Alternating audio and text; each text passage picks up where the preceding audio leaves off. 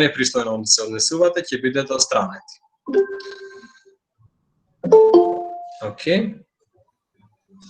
Сега да кажам збор 2 за ПХВ програмата. Кратко каква беше и каква е сега.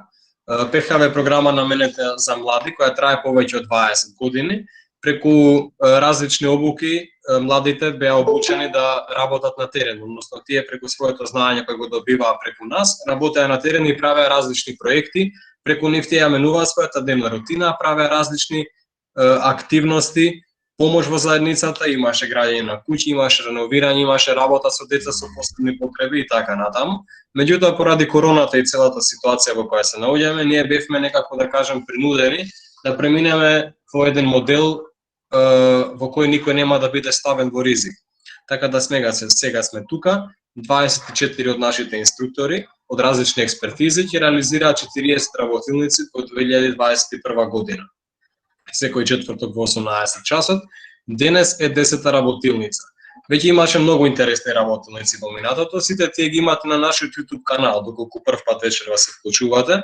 Имаше различни како избор на позитивни вредности, анксиозност, имавме работилница за настанување на човекови права претходно, така да остануваат и многу други интересни како вештачка интелигенција, во психологија, во филозофија и така натаму. Да не должам да ја најавам професорката Валентина, која е професор по англиски јазик, книжевност и судски преведувач, волонтер и подпредседател на Црвен крст Кичево. Ние имаме заедно работено на многу представи, многу проекти, беше меѓу најдоброто искуство кој ја го имав во средно училиште и тоа се должи во голем дел на професорката Валентина и нејзиниот придонес од Црвен крст Кичево и општо во нашето средно училиште. Така да слободно продолжете вие, професорка. Многу ти благодарам, Мухамед, за прекрасната најава. Но се разбира, нели, кичевско лоби сега тука доминантно вечерва. Како инако. Завесата може да се крене за вечерва, затоа што ќе зборуваме за театар, нели? Мислам дека нема потреба да се повторувам која сум и што сум, баш Мухамед убаво ме представи. Драго ми е што сте сите тука и се надевам дека убаво ќе си поминеме вечерва. Ќе споделуваме искуства, ќе споделуваме знаења, нели, и се друго. Што друго да кажам? Јас навистина сакам на почеток да кажам дека ми е жал што физички не можеме да ги одржуваме овие обуки, овие работилници, но да ви кажам право, од секогаш сакав да држам обуки некаде во Пехчево, во Делчево, каде што од Кичево е невозможно да се стигне. Се надевам дека има на оваа работилница има некои дечки од таму и конечно еве ќе можам да одржам некоја работилница и пред нив и ќе биде во името на ЦКПХ. Така да уште еднаш добре дојдовте на сите. И јас наместо вовед би сакала да прочитам нешто, неколку стиха. Тоа е следново. Денес ќе им се насмеам на сите намуртени и зловолни на пат. Барем за првиот човек што ќе го сретнам, ќе направам нешто еден сат. Ќе се обидам да не брзам, да трпелива бидам, да не сум нервозна, макар ништо да не ми оди од рака си викам. А еден сат ќе одделам за читање, музика, песна и дружба. Ќе внимавам да не сум груба и немилосрдна, туку внимателна, иако во гужва. Дневните неуспеси, големи или мали, ќе ги примам мирно, не дозволувам да ми се расипе расположението ширно. Ќе ја задржам радоста што е можно подолго сега и ќе ја споделам со сите околу себе, нема да ми бега. Така да, уште еднаш, пред да почнеме со мојата работилница, тоа беа неколку стихови за вас, сега можеме да почнеме со очекувањата. Кои се очекувањата ваши за оваа работилница? Повелете. Може да пишете во чат, да кренете рака, како сакате. Јас гледам, следам. Да видам, тука има некој нешто напишано. Не се слуша, Ленче, се надевам дека сега се слуша. Албана, ај, на смешко. Многу убава песничка, благодарам. Некој очекување дали има? Да научиме нешто повеќе за драмата. Добра.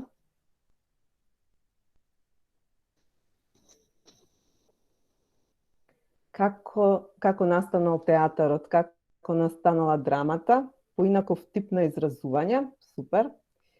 Како настанала драмата и нејзината улога во општеството, одлично Милчо. Елена, дали што може да се научи од театарот? Мукамет, успеваш со оваа брзина? Да, одлично. Дали ја применуваме драмата така, да ја пробудиме и прошириме душица љубовта за драмата, Ленче да се релаксираме преку драмата, а влијанието на театарот врз младите, Ивана. Супер. Доста очекувања. Драго ми е. Како можеме преку драмата да станеме поинтересни луѓе? Интересно очекување. Вале, мислам и дека Михаела има кренато рака. Да. Океј, Михаела. Опа, јас сум кај чет. Михаела, повели. Михаела, Најпрво сакам да ви кажам дека многу убава песнички изрецитиравте, браво. И како очекување за оваа работилница сакам да научам многу повеќе за театарот, да не се повторувам со другите, исто така и за драмската уметност, бидејќи тоа е едно од оние работи кои што ме интересираат и многу ми е мило што ете токму на оваа работилница ќе можам да научам. Благодарам. Фала, Михаела, многу. Океј, како можеме преку драмата да станеме поинтересни луѓе? Ова е интересно исто така. Ана Марија, Ресен, причини зашто да го сакаме театарот. Убава, Кирче, ќе научат на добро однесување многу деца. Исто е интересно. Какви се припремањата за една театарска представа, односно како се прави една театарска представа? Супер. Одлично.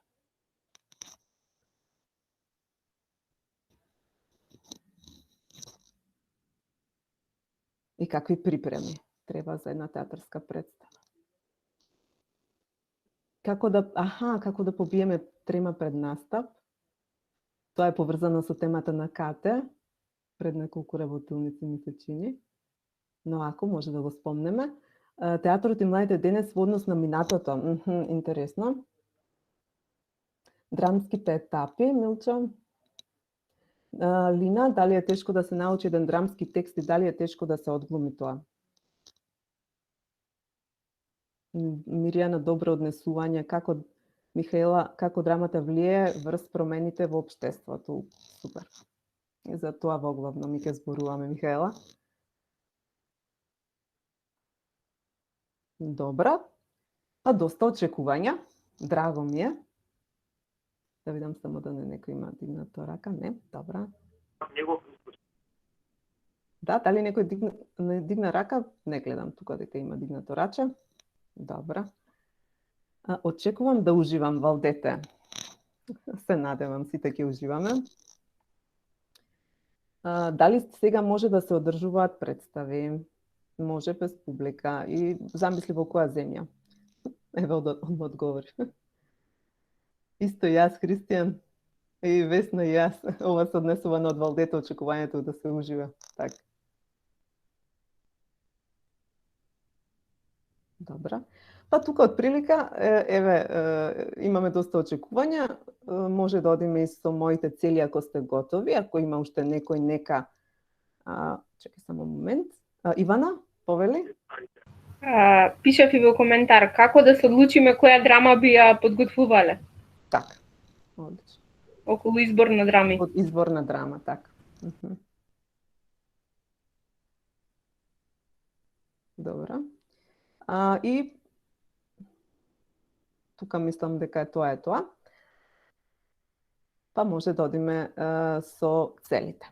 Целите на оваа работилница, пред да почнеме навистина со целите, исто и мене, ако случајно се закочам и замрзнам, јас сум професор и знаете, вие сте ученици или студенти, и може да се замрзнам, да исчезнам, тоа значи дека мене интернет врската ми пукнал, но I'll be back, што би рекол Арнолд Шварценегер, ќе се вратам. Значи ништо страшно, се враќаме, како што рече Мухамед на почеток.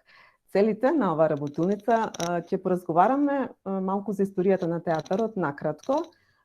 Друга цел е зашто драмата може да се анализира како револуциониран израз во уметноста и општеството. Како се создава драма, ќе зборуваме и значењето на драмата во современиот свет, односно денес. Мухамед, може следниот слайд, за да почнеме. Јас имам едно прашање до вас веднаш. Забележувате дека сум професор, рафално со прашање, така од почеток се приметува. Дали имате омилена драма, која и зошто? Еве, размислете неколку секунди. Може да кренете рака или може да напишете, јас ќе прочитам во чет ако некој напише.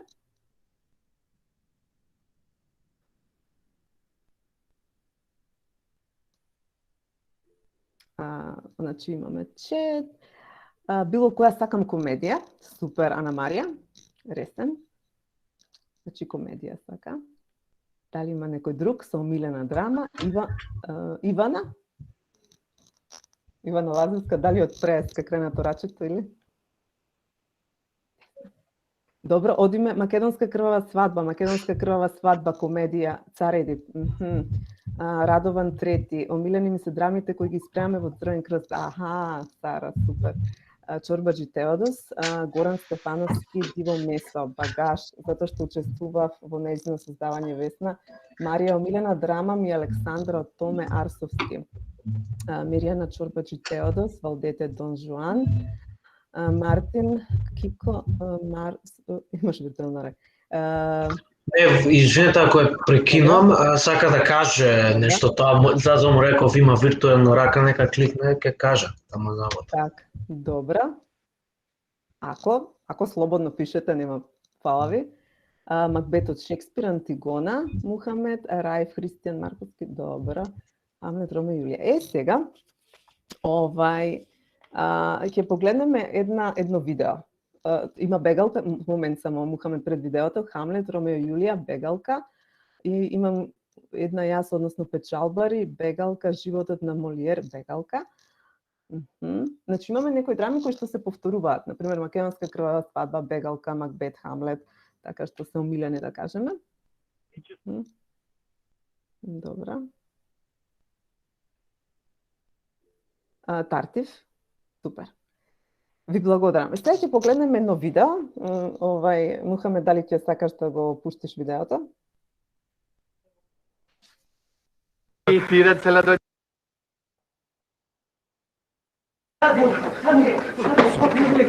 Кажанде, погоди кој дојде? Абе, татко ти дојде! Ке те закола како јаре! Што напре? Нели сум ја оствал работа? Не си ја оствал, со те си ја пострал мамата ми, ба. Зошто? За джабе, абе, ти не знаеш. Седи тамо ти кажам. Абе, ти не знаеш дека тој мој татко, не татко, дошол во Солунот ЕСАПО да ми го направи. Да види ношто алтаните сум ги потрошил. Абе, ти не знаеш дека пред Фатиме на мене се нафрли со нож борајки се ги алтаните. А ти? Што направи? Што јас се направи, брнив дека не го познавам. А тој? Збесна. Сакаше да ме заколи. Среќа од некаде дотрча за птите го фрлја вапс. Ајде да не вида како не го сад. Леле, некој ни го крои ќурко.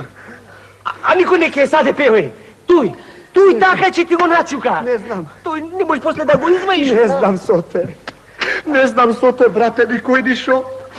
Ама ми сини да го зеам ножо и да се го брзнам право в срце. Леле, мори мајче, што направа? Цанде, кажи Соте. Шо е бе Соте? Абе, Торо бе, кажи шо е, што го мислиш? Абе, кажи! Абе, има еден лек! Има, хајде кажи го. Слушай, ама че правиш се што ќе ти рече. Се ќе правам, само помагај, брате. Слушай сега, кажи. Значи, че поиш кај Фатиме. Не викај, да. И че и кажеш се ко шо е. Значи, че поиш кај Фатиме. Абе, како да помер? Абе, како да и кажам себе? Абе, подле ќе си врсам камен околу вратот и шлуп, море рибите да би знал дека... Не, Цанде! Чекај, Цанде! Чекај, ти го кажам. Слушай, че поиш кај Фатиме. Добре. И чекај. Куку? Па добро ти е, да. Да. Добро. Добро. После? После. После? Че го наговориме киртаки? Не викај. Него аз тука да му прикажеме на татко ти ко наша. Да то биди добар со киртаки. Лета магарето. Не лета. Абе, лета ма ниско. Слушай, се, абе, дай поприбери се малку. Чуј ме горе кај Фатиме. Дай. Значи даеш некој алтан за подарок, така. Имаш ли алтани? Алтани? Да. Имам со те уште 150 алтани. Ајде. Ама, тоа е се што имаме. После што правиме? Бе, после ќе ма мислиме за после. Со алтаните сите вратини се отворени. Ајде, дојде, горе.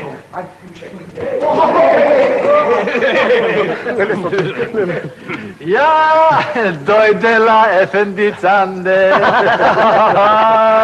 Гледам дека дојдела. А зошто дојдела ѓавол да те земела?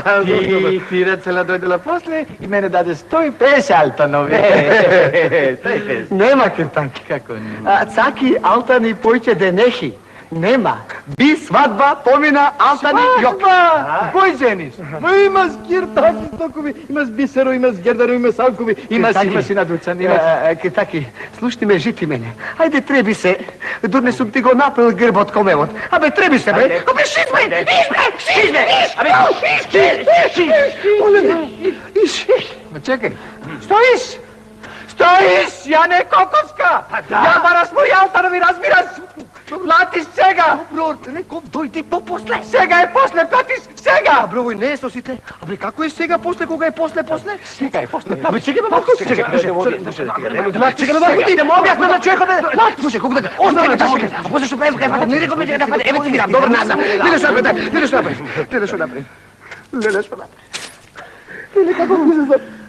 Сполај, голем, ефендицанде. Сполај, голем. Ја одиш малку на Ценгија. Многу добар човек. Многу добар човек. Ама, мајсторче.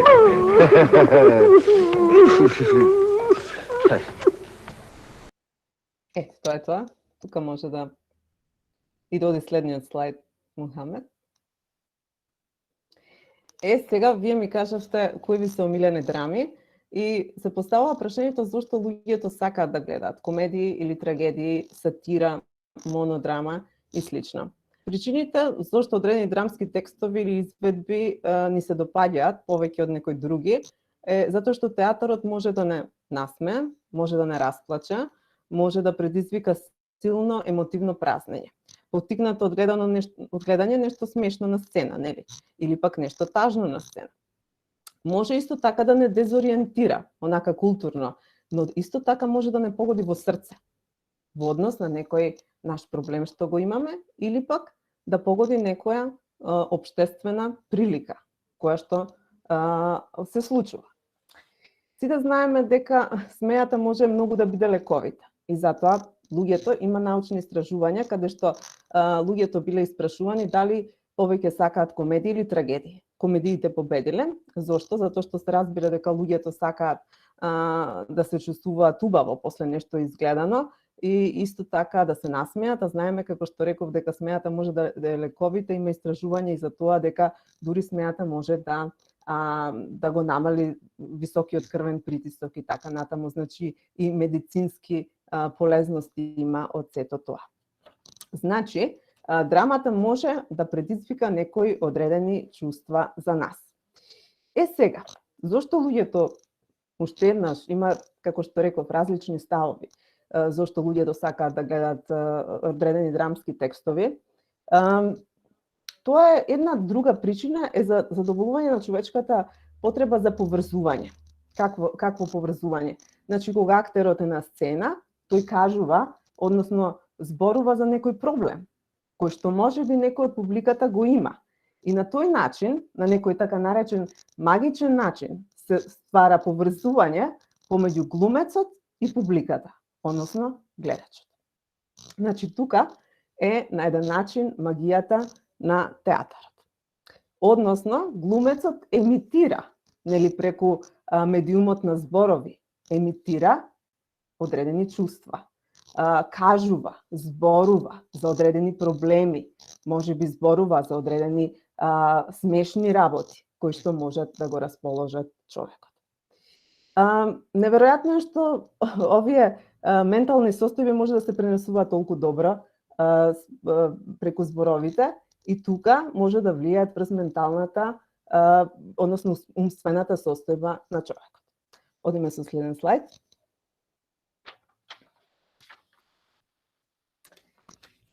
Сега, бидејќи Во самите драми има различни ликови. Сега ќе направиме еден тест на личност. И тој тест на личност ќе биде кој лик од драма си. Само да ви го споделам во чат. Момент.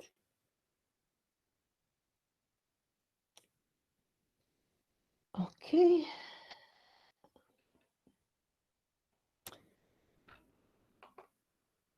Може секој да го направи. Ете го. Може да кликнете на него и да ми кажете дали се отвора. Мислам дека треба да се отвори. Решете го тестот, имате 3-4 минути и после ќе поразговараме малку која личност ви се падна, односно кој лик од драма сте вие и дали одговара на... Се отвора? Супер. Да. Тихана, фала. И ќе поразговараме дали тоа одговара на вашиот карактер или не. Еве, имате 3-4 минути, јас ќе гледам на часовник.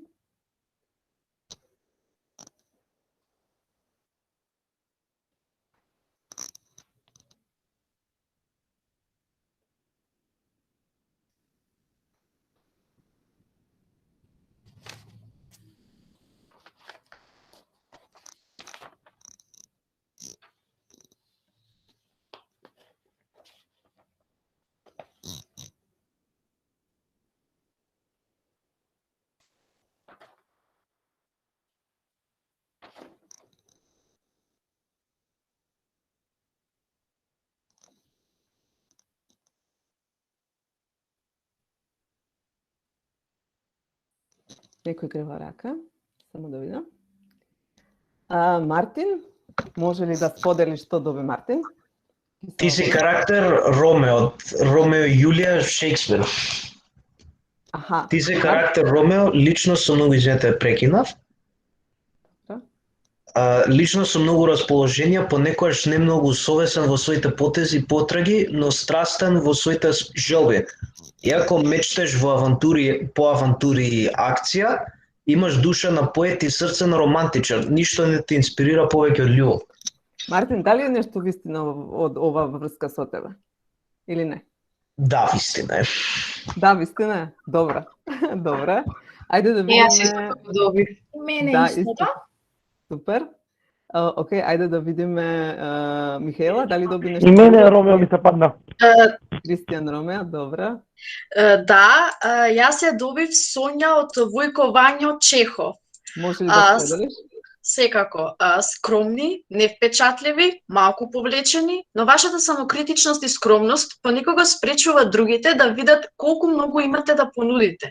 Можеби треба да престанете да се критикувате себе си и со тоа ќе добиете позитивен повратен одговор од другите, па би се изненаделе колку се ќе се смени ако само малку повеќе имате самодоверба. Михаела, дали нешто е точно тоа или не?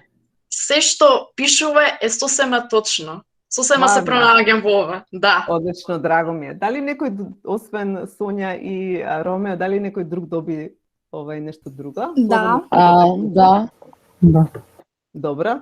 Еве, Анастасија? Да, јас добив Макбет. Може да прочиташ. Да, ти си карактер Макбет, борец, пред се личност борец со кралска нарав. Иако силата е нешто што се истакнува кај тебе, не си брутална личност, длабоко во тебе се бори твојата амбиција надспред и смиреноста и скромноста. Едно е сигурно за тебе, никогаш не би се предала без борба.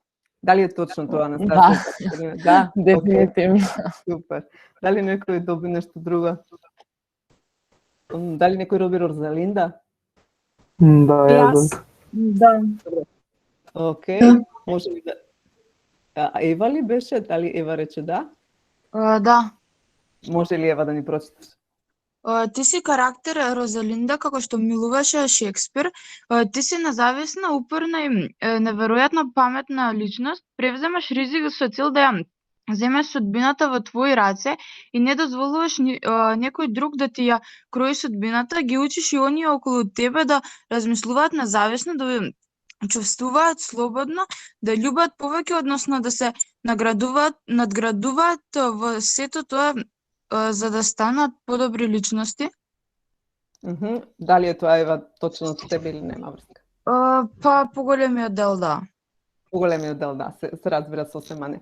Добро, се нада, има многу одговори, тука и во чет, има и кренати раце, но од прилика да бидејќи сме тесни веќе со времето, тука ќе престанеме. Ќе имате после шанса исто така да коментирате и да ги кажете своите мислења уште малку во врска со театарот и сето тоа, но јас би сакала да продолжиме. Се разбира. Овој тесна личност кажуваше за некои познати ликови од познати драми, како што забележавте Розалинда од Шекспир, од како што милувате, Макбет исто од Шекспир, Сонја од Војкованје од Чехов, имаше Фауст, тоа не мислам дека тоа беше за некоја личност што не верувам дека имаме тука. И така натаму, значи сите тие се ликови од познати драми. И тие се сите познати драматописци, Шекспир, Гете, така Чехов, да видиме од каде всушност почнала магијата на театарот. Следен слайд, ако може, Мухамед. Театарот, прво да видиме што значи самиот збор театар. Театар значи место за гледање, или на македонски, ако би го превеле, тоа ќе биде гледалиште. А ако правиме дефиниција за театарот, тоа би било дека театарот е една уметничка форма која користи изведувачи во живо, обично актери или актерки, за да представи некој вистински или замислен настан пред публика во живо на одредено место, честопати на сцена. Иако театрите не значи дека секогаш се изведуваат на сцена, во смисла во зграда што представува театар, или пак, например, во антички театар, што и порано се користел за театар, имаме во многу земји театарски представи кои што се изведуваат на улици, на тротоари, на покрив на зграда, во паркови, дури и на паркинзи, со цел да се покаже дека театарот е една форма која што не е ограничена. Значи, може да биде било каде. Исто така, театарот не значи дека треба да има не знам колку публика, може театарот да е направен за некоја многу мала публика, може исто така да биде направен за огромна публика, например во Лондон, во Глоб, нели? Или на Бродвеј во Њу Јорк. Сега, може следниот слайд, Мухамед. Ако се осврнеме на историјата на театарот, тоа е навистина една долга историја, и ако зборуваме за истата таа, ќе ни требаат неколку работилници за да покриеме се. Затоа ние накратко ќе се осврнеме на дел од оваа историја, но ако го поделиме по сектори, да кажам, историски, развојот на театарот би го добиле ова. Имаме најпрво антички грчки театар, потоа имаме римски театар, значи како се развил театарот, понатаму транзиција Иран средновековен театар, доцен средновековен театар, комедија дел'арте, златно доба на театарот, ренесанса, реставрација, неокласицизам, театарот на 19 век, театарот на 20 и 21 век.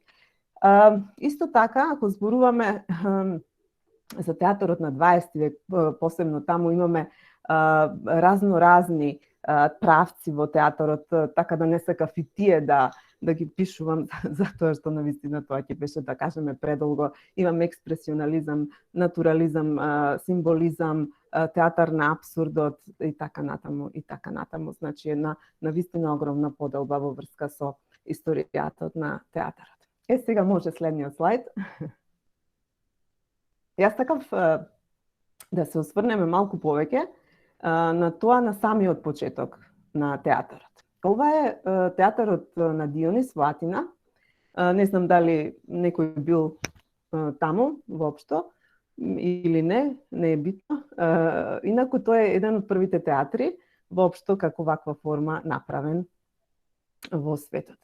Инаку датира од 6 век пред нова ера, замислите, многу одамна. Инаку во Грција се правеле во тоа време, инаку од каде? Мислам, зашто ја направиле ова градба, што им текнало, нели, на луѓето за театар воопшто. Театарот води потекло од ритуалите, поврзани со боговите. Нели, Грција има своја митологија, своји божества и така натаму, и сето тоа води од тие ритуали. Значи, научниците кои што се бават со историјата на театарот го докажале тоа, дека уствари сето тоа води потекло од тие ритуали, церемонии конкретно, што грците ги правеле во чест на богот Дионис. Дали знаете зашто е богот Дионис? Ајде. Дионис е бог на виното и веселбата. Точно, близко. Виното, така. Дионис е точно бог на виното и театарот, точно. Во негова чест е направен првиот театар, Михаела. Всушност, Дионис е исто така на плодноста, на виното и на плодноста. И во чест на Дионис се правеле секоја година, се изведували на тревари по пишување на трагедии. И оттаму значи датираат трагедиите на Еврипид, на Софокле, на Есхил, вас многу добро познати, некој, мислам дека преска ја напиша како омилена драма Цар Едип. И замислете се, 6 век, пред нова ера, Цар Едип, видите какви теми, нели, третирале грците, значи не се само теми кои што се поврзани со божествата и со тие животи на божествата, тука се комплицирани теми, односи во семејството, така, Цар Едип, Електра и така натаму. Сега, овој театар, што мислите, колку седишта има? Околу 5000 гледачи собира. И сега 6 век, ќе речете, што се случува таму, во 6 век, пред нова ера, во Грција, имаме господари, класна поделба на општеството, нема баш демократија, нели? И си викате, зошто па некој владетел во Грција сеќим че им дозволи на овие неговите граѓани, така во Грција, да всушност бидат и да се забавуваат, да гледаат театар едноставно. Затоа што тој владетел знаел дека преку тие изведби театарски може да влијае на грчките граѓани да станат подобри граѓани. Како? Со тоа што ќе представи конфликти на сцена, преку тоа што ќе представи некои семејни проблеми на сцена, преку тоа што ќе представи некои општествени проблеми на сцена и како ќе се решат во театарот. Фактички театарот е рефлексија на реалноста, иако е измислена, нели, онака како што режисерот тоа го сака, сепак тоа е една рефлексија на живот, на реалност. Значи, тие владетели го знаеле тоа и нив се разбира им било од интерес да влијаат врз свеста на луѓето, затоа што сметале дека на тој начин ќе ги направат подобри граѓани. Тоа е во врска со Дионис, потоа се развиваат, значи прво се развиваат трагедиите, после дури комедиите и најпознат е Аристофан, може би го сте слушнале и за него. Одиме понатаму. Следен слайд, Мухамед. Помпеја, Италија. Садам дека некој бил, ако не топло препорачувам. Ова е дел од местото Помпеја, кое што е еден цел комплекс на урнатин еден поранешен град во Италија. Исто така, што забележуваме за во Рим? Дека е многу сличен театарот како во Рим, така и во Грција, со тоа што малку подоцна се развиле овие, да речеме во вториот век пред новата ера се развил театарот во Италија. Интересен факт е дека во Италија луѓето, односно гледачите во театарот, не биле толку внимателни како во Грција. Значи, зборувале меѓу себе и така натаму. Но зошто тоа го правеле? Затоа што театарските представи таму не биле, знаете, биле дел од поголеми церемонии. Значи, позади имало циркус, имало надпреварно пукање и така натаму. И значи дел од целата церемонија биле исто така и овие театарски представи. Што друго? Да кажеме за театарот. Малку да се навратиме на трагедијата и комедијата. И Аристотел. Го знаете Аристотел, учителот на Александар Македонски, нели? Сега тој ја има напишано поетиката, знаете, мислам дека тука има и некои филозофи што многу добро знаат. И интересна е неговата теорија за катарза. Дали знаете што е катарза?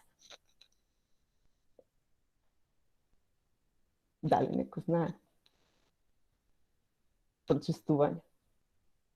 Прочистување, да. Буквално катарза е прочистување и Аристотел вели дека трагедијата е многу важна за општеството, затоа што преку прочистување, односно преку сожалување, преку страв, може да се влијае соодветно врз надминување на овие емоции, што ќе би постоеле кај луѓето, кај гледачите, например, што би дошле.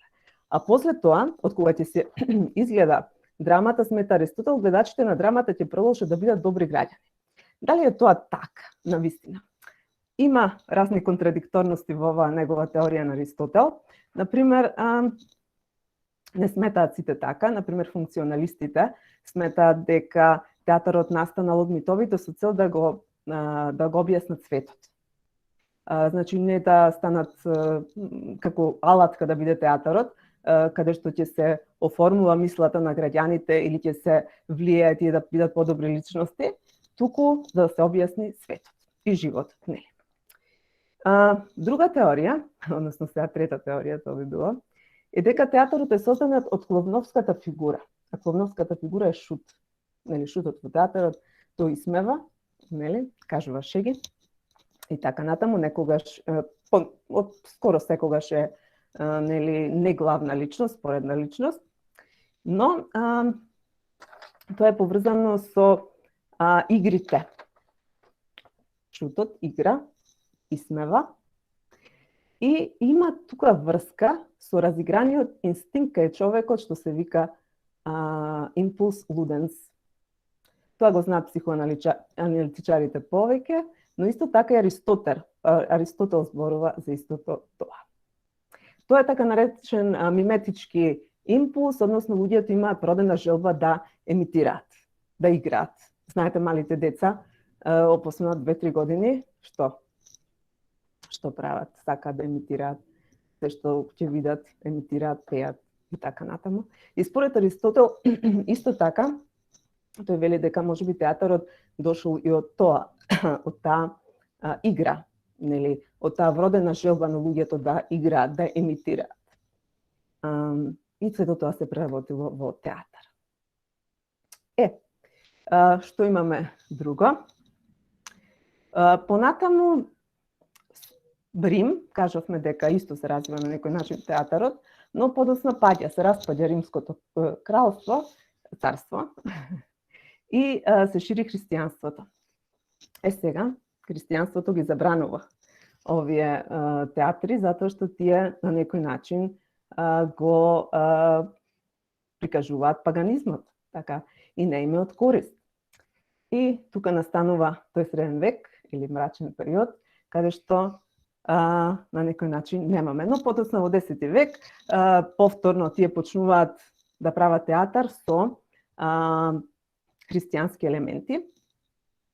И понатаму што иде? После тоа иде и златното доба на театарот, малку подоцна, 16 век во Британија, во Шпанија.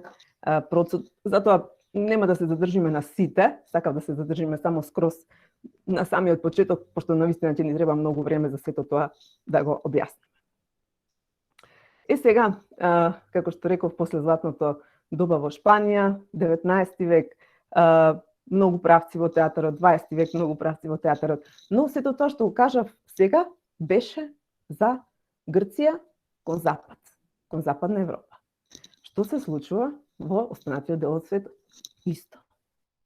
Театарот настанува од ритуали, од митови, значи од религијата. Копирање на тие ритуали, сметаат научниците дека преку копирање на тие ритуали настанува театарските представи со световни содржини. Мухамед, може да го пуштиме уште едното видео.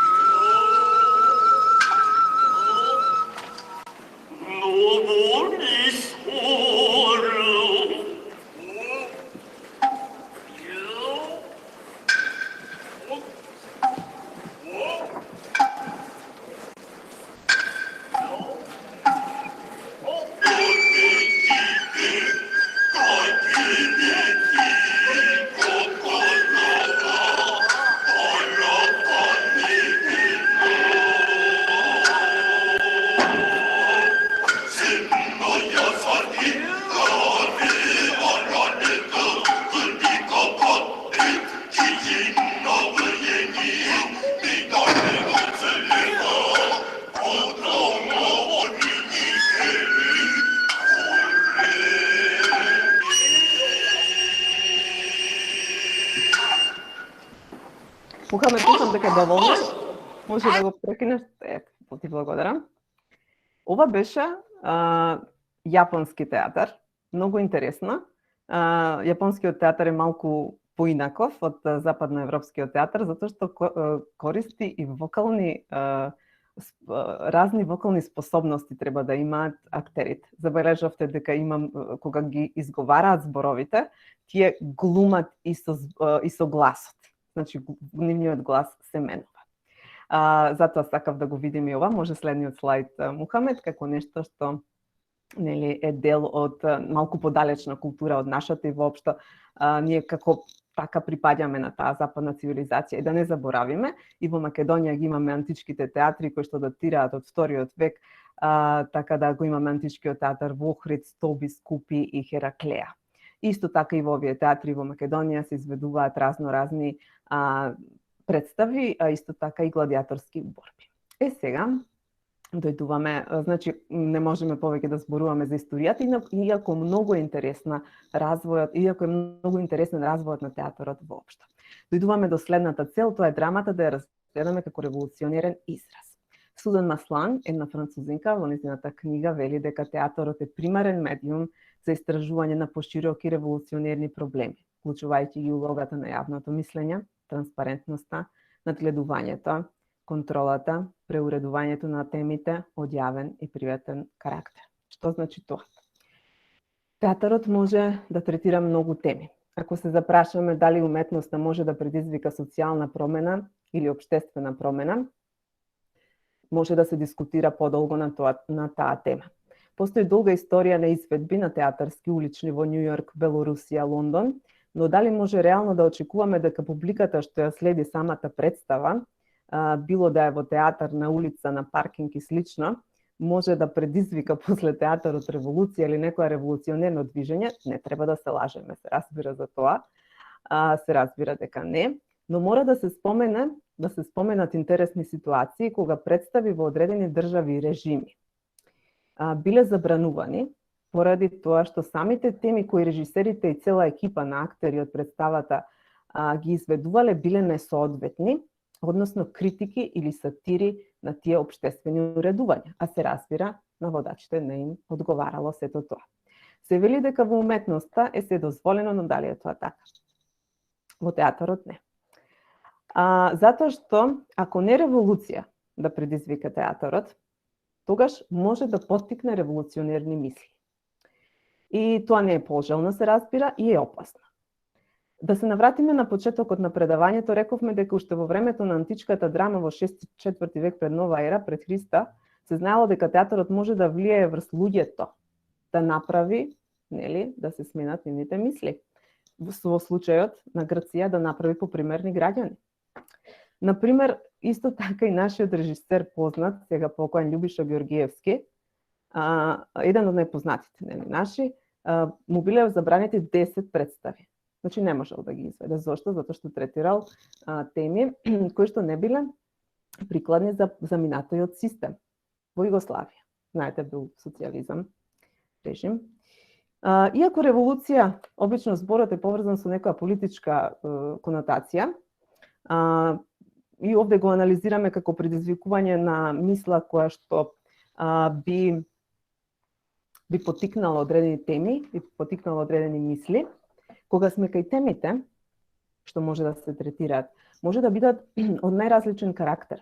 Значи, темите во театарот може да бидат од социјална неправда, класна поделба, нетрпеливост, темено насилство, врсничко насилство, односи меѓу половите, улогата на жената во општеството, расна, етничка, религиозна дискриминација.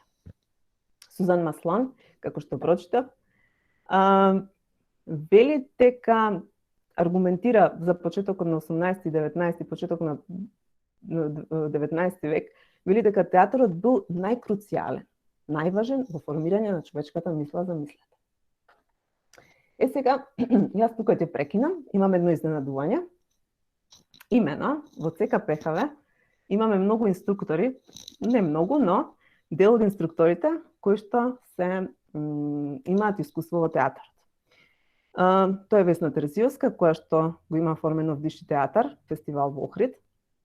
Урце Павлов од Виница, кој што го има глумено во Чекајќи го Годо.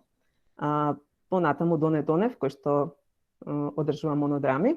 И мој гостин, вечерашен, на ова работилница е Јованка Сион Доленц, која исто така има искуство во правење на драми.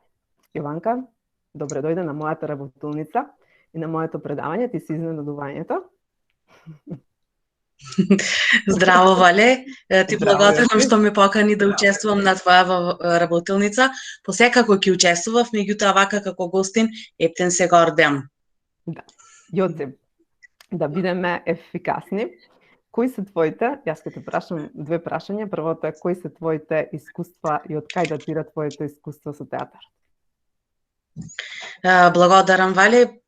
Пред се ти благодарам за прекрасните факти кои што ни ги донесе вечерва на презентацијата, а за моето искуство во театарот, секако во аматерскиот театар, можам да зборувам дека датира уште од пред 20 години. Можам да кажам дека искуството е мало, скоро незабележително напред на сцената, меѓутоа доста големо и многу често сум назад, позади сцената, како дел од тимовите кои што го пишувале текстот или пак и правеле адаптација на веќе постоечки текст. Сум била дел од тимовите кои што ја правеле режијата на некои од драмите, костимографијата, сценографијата, светлата и така натаму. Како што кажав, моето прво искуство во театарската игра се случи од пред 20 години, кога заедно со Весна Терзиевска, која што веќе ја спомнавме, учествувавме на еден семинар за медиација. Тогаш од нас се побара да направиме, односно да представиме едно типично балканско, повеќе генерацијско семејство и преку театарска игра да ги представиме меѓусебните односи на членовите во тоа семејство. Сега првиот наш обид беше нормално катастрофален, за на крајот да сватиме што всушност е потребно да се покаже на самата сцена и што се е потребно да се направи позади сцената, пред, за време и после одиграната представа. После ова искуство следеше една куклена представа Снежана и 7 џуџиња, која што за мене е многу важна, бидејќи исто се случи пред 20 на години. Тоа беше производ на неколку месечна соработка со група на мајки и со нивните деца кои има од 4 до 6 години. Мајките беа од рурални средини и беа дел од еден проект од УНИЦЕФ. Сега со мајките, заедно со нивните дечиња, изработувавме кукли, го адаптиравме текстот, обезбедивме сала, испративме покани и представата ја посети околу 20 жители на тоа село, меѓутоа имаше посетители од другите околни села. Значи, самото по себе тоа создавање на таа, да речам, драмска представа, куклена представа, значеше за сите нас, меѓутоа и некаква, мала револуција се случи таму. Како дисеминатор и инструктор на ПХВ програмата, имам можност да бидам дел од повеќе театарски игри кои настануваат во текот на проектниот циклус. Кога ги правиме проектите со младинците и драмата ја користиме во меѓусебно заедничко соработување на младинците, меѓутоа и преку продадените билети од публиката ние собираме средства кои што понатаму ги искористуваме за целите на тој проект. Понатаму на самите финални работилници исто така е драмата застапена, а исто така и на одбележувањето на ПХВ неделата. Особено сум горда, бидејќи во Општинската организација на Црвен крст во Охрид има една цела програма која што е посветена на театарската игра. И секоја година околу 15 на млади луѓе од Охрид, предводени од тим на волонтери влюбеници на театарската игра, имаат можност да создаваат оригинални драмски текстови, да размислуваат за облека, сценографија, реквизити, светла, музика. Да, и сето тоа, да, премиерно го изведуваат пред повеќе од 500 посетители на отворањето на меѓународниот младински аматерски театарски фестивал Вдиши театар. Овој фестивал е 6 години во организација на општинската организација на Црвен крст. Весна таму е од самиот почеток, а јас сум вклучена во последните 3 години. Така да, ти благодарам. Дали сакаш нешто да дополниш? Ти убаво кажа во врска со револуционерниот дух, што може кажа своје искуство фактички во врска како може да предизвика некоја мала револуција, ете во мала, во рурална средина, третирајќи некои одредени теми што можеби се табу во некои такви средини, нели? Или пак за разбивање на некои стереотипи во такви средини, така. Дали сакаш уште нешто да додадеш во врска со тоа? Па би сакала да додадам да кажам дека како што спомна ти од самите почетоци, драмата, идејата и целта била да ги представа случувањата кои што ги засегаат одредени поединци, група или целото општество. Кога ние ги создаваме нашите драмски текстови, најпрво правиме анализа на актуелната состојба, што е тоа што ни недостасува, што е тоа што ни е потребно во нашата заедница општество и тогаш како цел си поставуваме која порака ние сакаме да испратиме до публиката, да ги допре, кои прашања сакаме да ги поттикнат кога ќе заврши представата, чувствата што сакаме да се побудат кај секој од нив и со тоа да створиме некаква желба за да ги менуваат работите на подобро. И сметам дека секој драмски текст има своја порака која што ја испраќа публиката. Најчесто тоа се суптилно представени преку диалозите на актерите, меѓутоа некогаш тие се испраќаат агресивно и сето тоа зависи од сите учесници во театарската игра.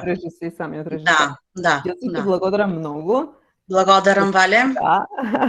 Ти благодарам многу за твоето искуство што го сподели со нас и еве твоето искуство баш мене ми се поклопува со она за кое што го зборувам за револуционерниот израз, односно чин на самиот театар и на самата драма. Исто сакам да дополнам дека нашиот технички тука хай-тек поддржувач Мухамед вели и Валдете Адили од Кичева прават стварно револуција во театарот во Кичево, затоа што до предправењето на аматерски театар во Кичево, посебно на албански јазик, немаше баш ништо, но Валдете Адили заедно со Мухамед Вели, така една фантастична група на млади луѓе, од кои што Мухамед беше дел, направија стварно бум.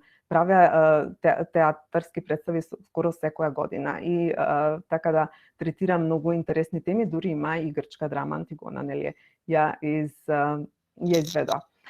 Да продолжиме понатаму, ги поздравам и нив посебно.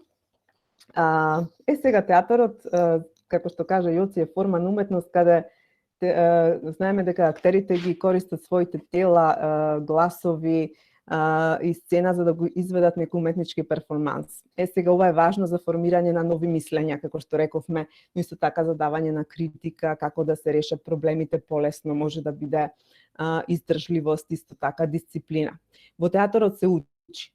Исто така младите, например, може да научат дека ако работат заедно, како тим, може да постигнат некоја повисока цел. Значи, тоа се учи.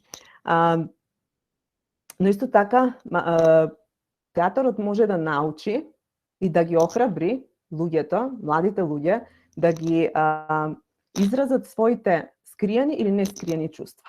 Значи, тука преку земање на друг лик, глумење на друг лик, вие можете да ги искажете вашите чувства. Се разбира, зависи тоа која драма е, кој лик е и сето тоа, но затоа се прават аудиции. Бенџамин Бенет вели дека секој театар е револуционерен театар баш поради овие причини што ги наведовме пред малку. Затоа што секој театар, како што рече Јоци, како што реков јас, третира теми кои што можат да ги поттикнат луѓето да размислуваат малку поинаку. Театарот е една од ретките, исто така и филмот, би било тука една од ретките уметности кои што после гледањето се дискутира, може да се дискутира на темата или човекот да се замисли, преиспита себе си. И можеби да настане некоја промена кај истиот. Одиме понатаму, Мухамед, следен слайд. Августо Бел во истото вели дека театарот не е револуционерен сам по себе, но е една проба на револуцијата. Августо Бел зборува за малку политички театар. Холден Тейлор па вели дека ефектот на театарот може да е охрабрувачки, катарзичен, да оформи релации, врски, да подигне свест, да е критика на општеството и идеи за подобра иднина. Исто така театарот може да го промени животот и на двете страни од сцената, публиката и актерите. Одиме понатаму. Како се создава драма? Дојдовме и до тоа. Ќе кажеме овде накратко. Инаку, за да се создаде на драма и да се изведе на сцена, навистина е потребно многу енергија, се разбира, и пред се многу љубов. Ако немаме на почеток љубов и мотивација да ја направиме драмата, ништо не бидува од тоа. Значи, како што еден мој драг професор, можеби најдрагиот, Драги Михајловски вели, кога почнувате некоја работа, не почнувате со нешто друго, туку ја започнувате со љубов, за да биде успешна. Најпрво, кога создаваме драма, треба да бараме некој текст, драмски текст. Сега тој може да биде готова драма или може да биде нов, напишан оригинален текст. Се разбира дека најдобро е некој да напише нов оригинален текст, така некој што никогаш не го видел, не го доживеал и така натаму, не го извел пред нив. Но се разбира, тоа е макотрпна работа. Како што рековме, треба да се одбере тема, треба да се одберат главни ликови, треба да се одберат споредни ликови и така натаму, и така натаму. Организација. Треба да се одреди кој ќе биде режисер, треба да се одреди местото на изведба, треба да се одреди кореограф, костимограф, светло, тонмајстор, сценографија. Аудиција, многу важна работа, кој ќе ги глуми улогите во драмскиот текст. Се разбира, тука главен збор имаат режисерот и помошникот режисер, ако постои. Нели? Пробите се многу важни, затоа што тука се учи текстот, тука се повторува текстот, тука се гледа кај треба да стојат актерите, колку треба да се гласни или да не се гласни, и сите тие движења на сцена се прават на самите проби. Навистина макотрпна работа е се пробите.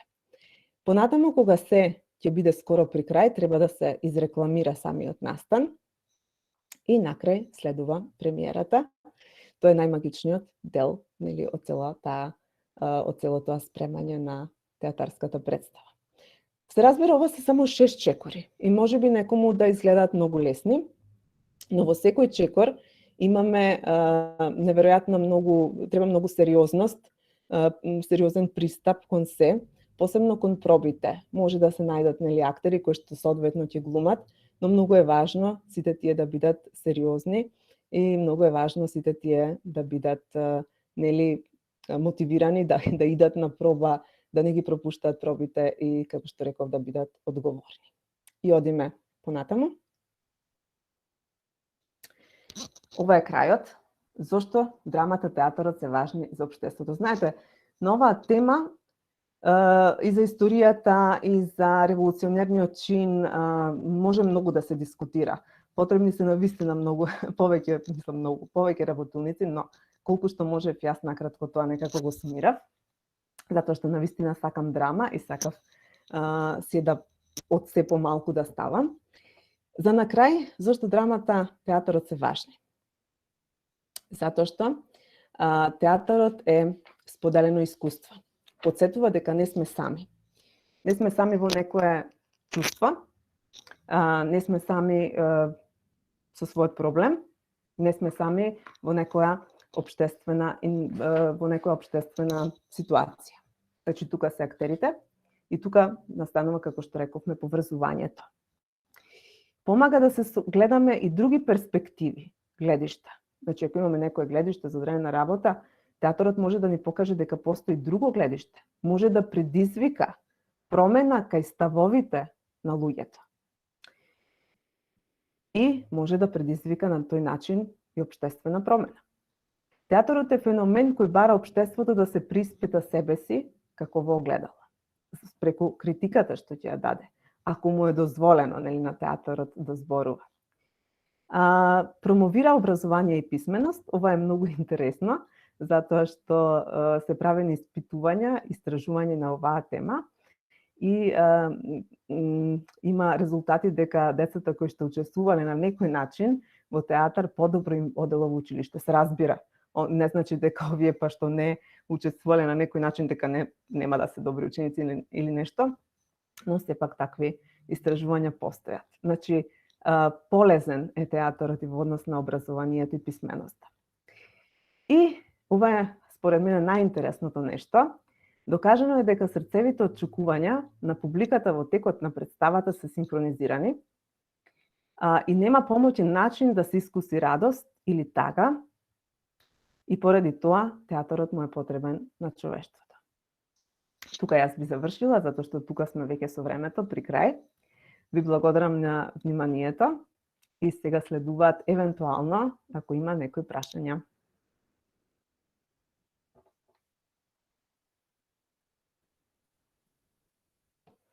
Јас следам рака или чат.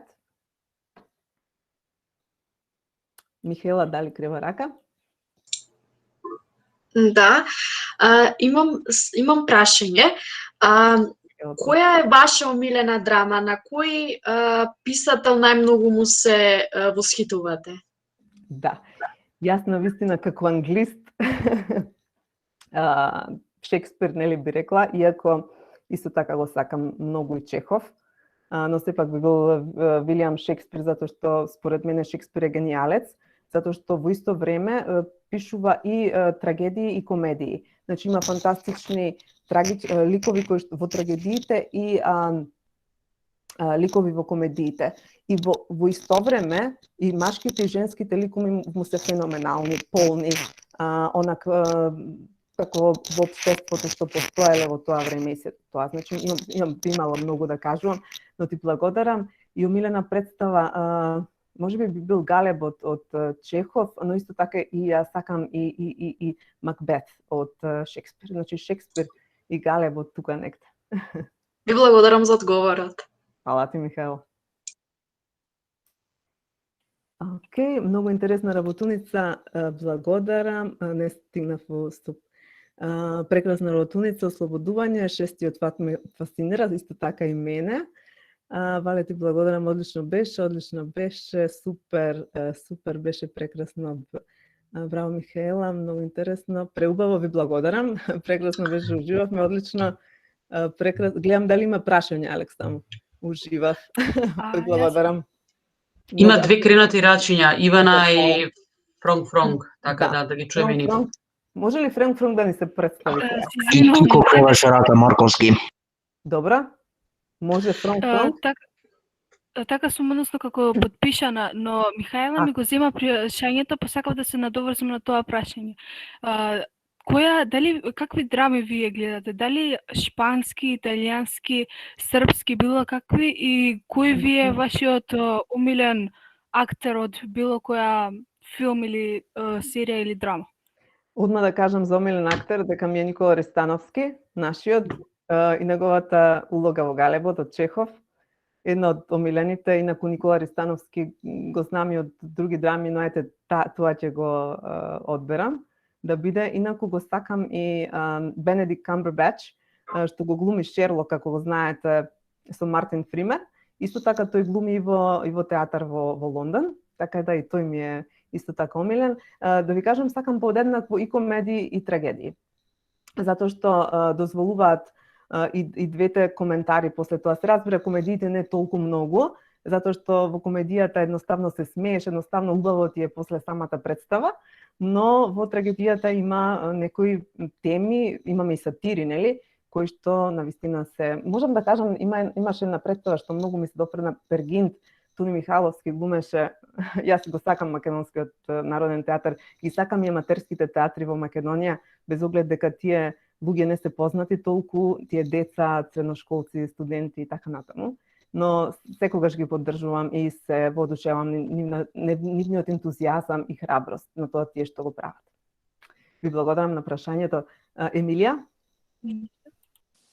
Најпрво сакав да ви се заблагодарам за прекрасната презентација. Навистина ме врати убави спомени, затоа што јас лично добри 8-9 години од мали нозе се занимавам со аматерски театар, и оној момент кога го споменавте синхронизираното очекување на срцата на публиката, тоа ме потсети како всушност моментот кога го добиваш тој аплауз на крајот од представата надоместува за онаку трпната работа до самата премиера. Инаку во однос на прашањето сакав да ве прашам каков е вашиот личен став во врска со односот на младите денес, према театарот, со развојот нели на технологијата денес и сето тоа. Тоа. Емилија, фала многу што ме потсети. Сакав тоа да го поврзам со TikTok. Верувам дека повеќето од вас имате TikTok акаунт, нели? Што се случува на TikTok? На TikTok има глума, нели? На TikTok младите луѓе, јас немам сметка на TikTok, но таму сите глумат, сум приметила.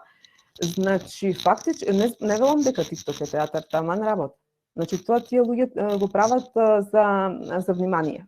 Едноставно за да го сврдат вниманието. Но некои од нив се страшно добри. Значи, TikTok на некој начин е мал театар, но се разбира, нема врска со уметноста, но стварно е мал театар. Сега, на односот на младите, јас работам во гимназијата Мирко Милевски во Кичево и морам да кажам дека ние секогаш имаме во сите генерации некои ученици кои што се ентузијасти да правиме представи, едва и чекаат да правиме представи. Имавме идеја еве пред короната, но не зафати и ништо од тоа, но дај Боже ќе го правиме понатаму. Се надевам и ве охрабрувам во малите градови. Скопје има многу театри, Скопјани имаат малку се во предност во врска со тоа. Ги охрабрувам сите во малите градови да прават представи, да се охрабрат, да бидејќи сите уживаат. Да речеме, кога има представа во Кичево, едва и чекаме, значи да одиме да ја видиме таа представа, да уживаме едноставно, пошто е ретко, нели во малите градови. Океј, Тина Крстевска. Пред се, ви благодарам многу за преубавата презентација. Сакав само да се надоврзам како информација кон сите. Може ќе ги интересира, правиме проект за cyberbullying, ќе се снима филм од нашата школа, па да бидете во очекување. Тина, од каде си ти? Скопје. Од Скопје, супер. Ќе бидеме во очекување. Ти само кажи ни негде известина. Ќе гледам. Тина е од Скопје, од Црвен крст Кисела вода. Супер. Ева Атанасова? Сакам да се надоврзам со тоа што го кажавте дека TikTok во некои случаи знае да биде мал театар. Според мене тоа не е така, затоа што сите тие тоа што го снимаат таму. Ева, те изгубив.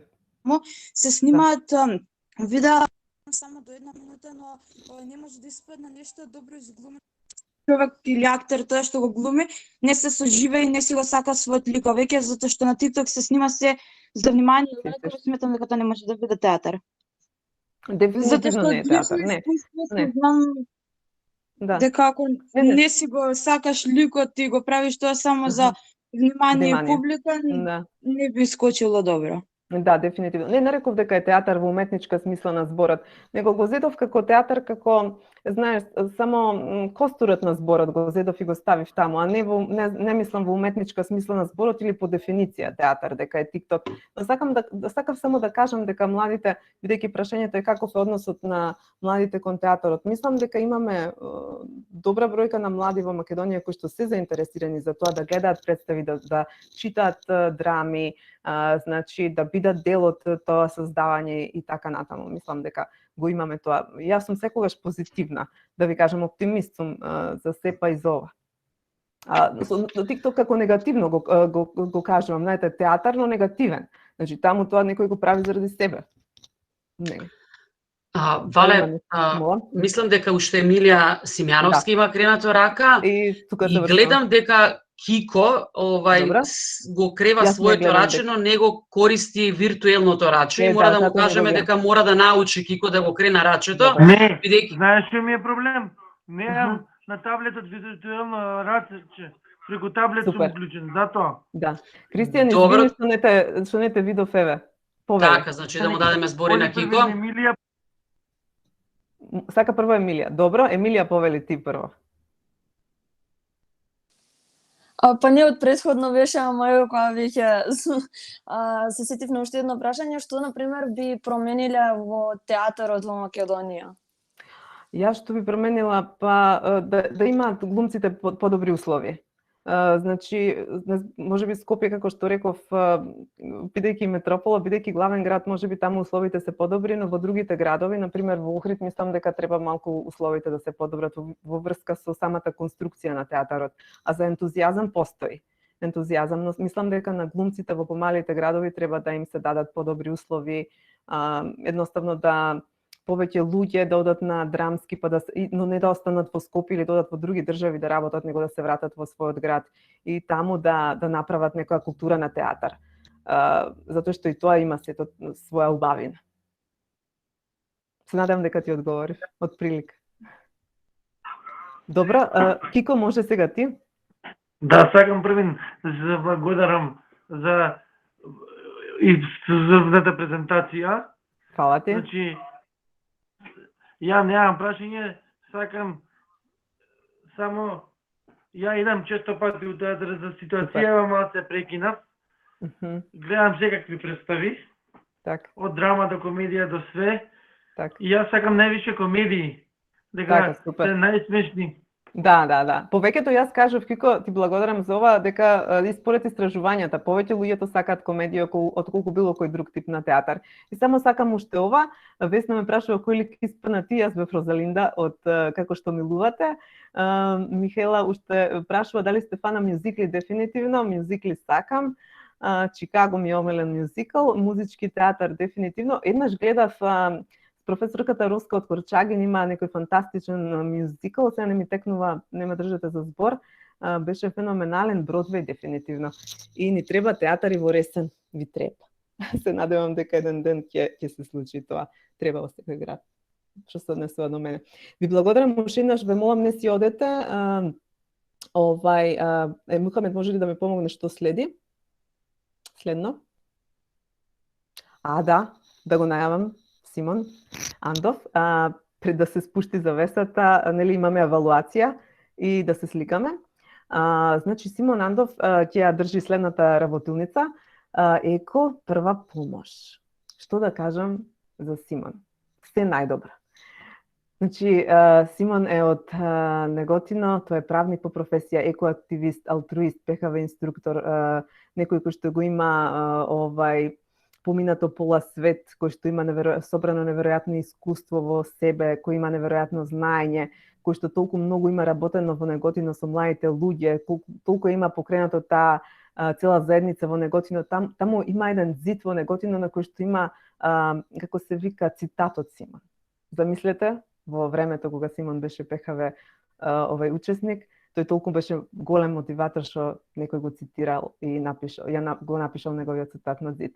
Се надевам дека ќе дојдете и ќе го слушате Симон Андов, затоа што Симон има навистина многу да каже од своето богато животно искуство, иако е млад, и од своето знаење. И се надевам дека на 1 април, ден на шегата, мора да бидете тука. Така. Да не биде април или лили на крај. Април или лили да не биде, да. Не знам што ќе спреми Симон, тоа ќе видиме, ја ќе бидам тука, па Кико ќе видиме, нели? Океј, ви благодарам уште еднаш, следи евалуација, па сликање, па после ќе се спушти завесата, пошто ова беше нели за драма, работилница.